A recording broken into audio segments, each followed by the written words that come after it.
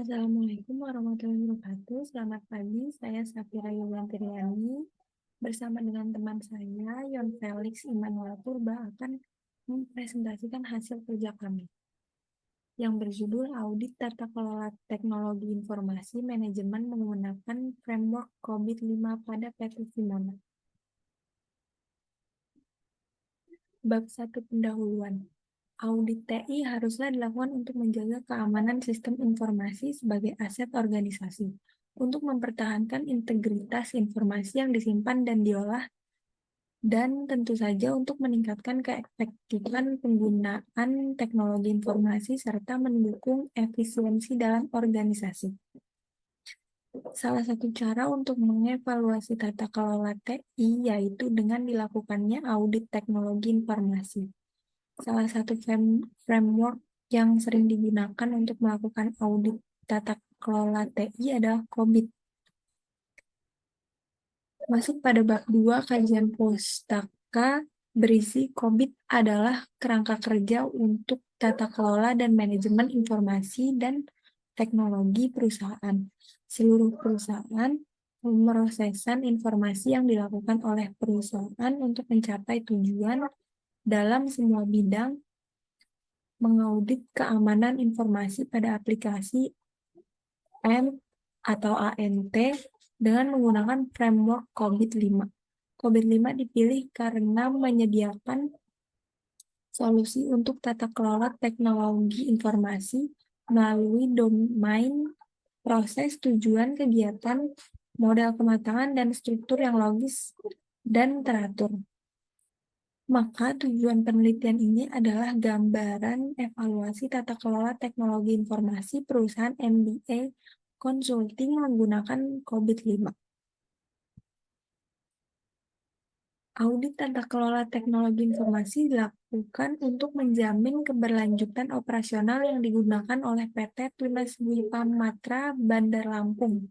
Apakah teknologi informasi yang ada sudah digunakan dengan sebaik-baiknya?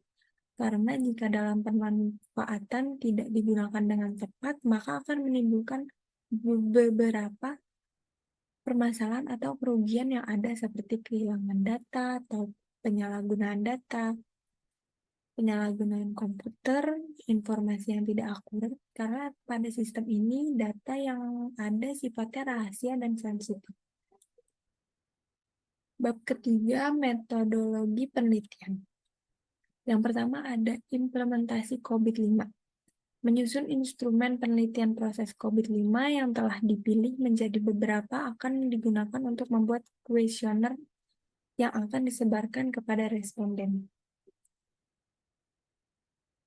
Yang kedua ada pengumpulan data. Pengumpulan data dengan wawancara, observasi, dan penyebaran kuesioner. Wawancara dilakukan dengan mengajukan pertanyaan dan responden memberikan jawaban. Narasumber yang diwawancarai adalah pengguna sistem. Wawancara tersebut dilakukan dengan tujuan mendapatkan informasi dan meyakinkan responden terhadap jawaban yang dipilihnya. Pada tahap observasi dilakukan pengamatan secara langsung terhadap proses atau kegiatan yang sedang berjalan pada PT Simona. Kemudian pengamatan dilakukan sesuai dengan penelitian yaitu di bagian manajemen. Pada tahap penyebaran kuesioner dilakukan dengan menyusun daftar pertanyaan tertulis dengan interval jawaban yang tersedia pada kuesioner adalah skala 0 sampai 5. Kuesioner diberikan kepada responden di mana dalam hal ini yang dimaksud responden. Selanjutnya akan dipresentasikan oleh Yon Felix.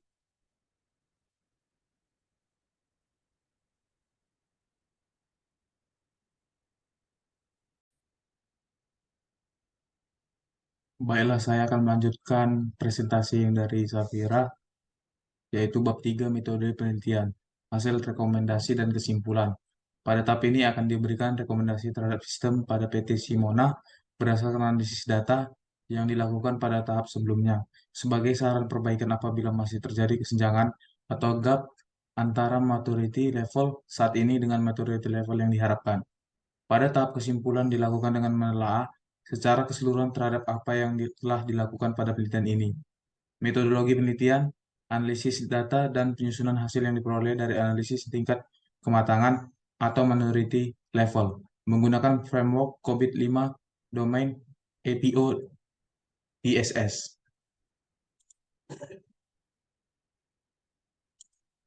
Kita lanjut ke bab 4, hasil dan pembahasan.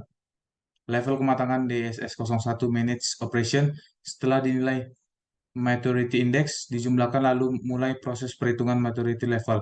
Seperti pada tabel di atas, nilai maturity level untuk domain DSS 01 senilai 3,86 atau senilai 386%.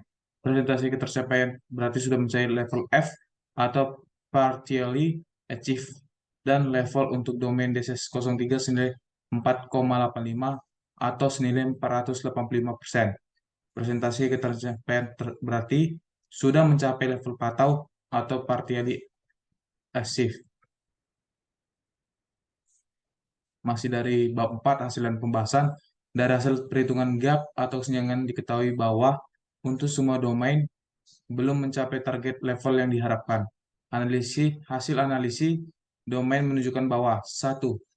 Masih belum memuaskan dan sempurnanya penerapan dan pemeliharaan tata kelola visi misi dan pada mekanisme dan otoritas pengelolaan informasi dan penggunaan teknologi informasi dalam perusahaan.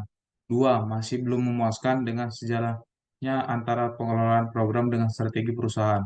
3. Belum terkoordinasi dalam bentuk terlaksananya kegiatan pemberian layanan pada pihak internal dan outsource. Proses dan hasil pelaporan serta evaluasi yang dilakukan belum mencapai tujuan bisnis, belum sistematis dan tidak mudah dipahami oleh pengguna. Dan kita lanjut ke bab 5, kesimpulan. Berdasarkan dari hasil penelitian yang telah penulis lakukan mengenai audit sistem informasi tata kelola pada manajemen pada PT Simona dengan framework COVID-5, maka penulis mengambil kesimpulan sebagai berikut. 1. Penerapan audit tata kelola pada manajemen menghasilkan bahwa untuk domain sudah mencapai target level yang diharapkan. 2. Untuk perhitungan rata-rata maturity level dari kedua subdomain APO dan DSS, untuk hasil maturity level untuk domain APO 001 senilai 2,50 atau senilai 250%. Berdasarkan pada presentasi perhitungan berarti sudah mencapai level P atau partially achieved, dan domain APO 12 senilai 2,45 atau senilai 245%. Berdasarkan pada presentasi perhitungan berarti sudah tercapai mencapai level P atau partially achieved, yaitu sudah terkelola dengan baik dan belum maksimal mungkin. 86 atau senilai 386%. Presentasi ketercapaian berarti sudah mencapai level F atau partially achieved, dan level untuk domain DSS 03 senilai 4,86 atau senilai 486%. Presentasi ketercapaian berarti sudah mencapai level P atau partially achieved. Sekian presentasi dari kelompok kami dan akan ditutup oleh teman saya yaitu Safira. Sekian dan terima kasih. Sekian presentasi dari kelompok 2, kurang lebihnya mohon maaf. Wassalamualaikum warahmatullahi wabarakatuh.